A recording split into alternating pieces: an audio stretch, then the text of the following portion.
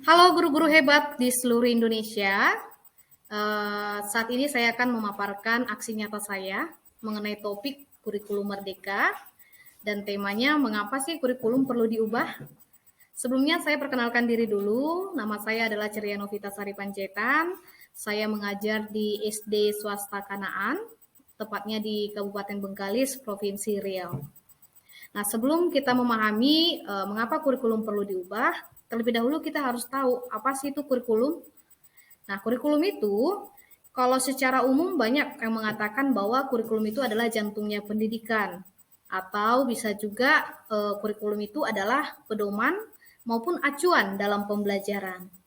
Tapi kalau secara umum atau dapat kita simpulkan di sini, kurikulum itu adalah seperangkat atau suatu sistem rencana dan pengaturan mengenai bahan pembelajaran yang dapat dipedomani dalam aktivitas belajar mengajar.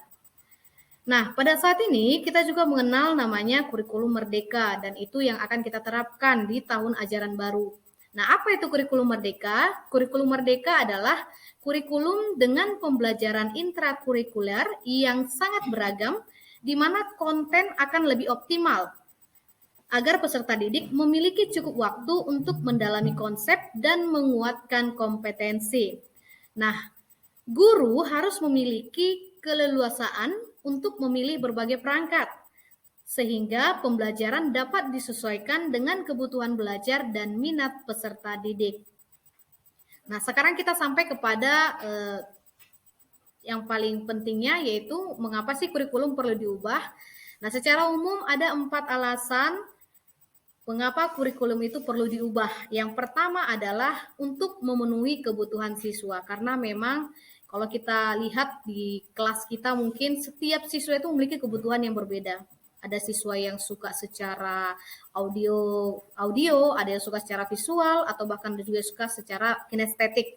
Nah, untuk memenuhi semua kebutuhan siswa tersebut, maka yang langkah yang kita lakukan yakni mengubah kurikulum.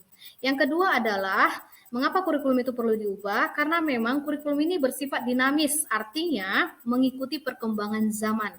Yang ketiga yaitu menyiapkan generasi masa depan yang visioner, dan yang terakhir adalah menyesuaikan kondisi satuan pendidikan.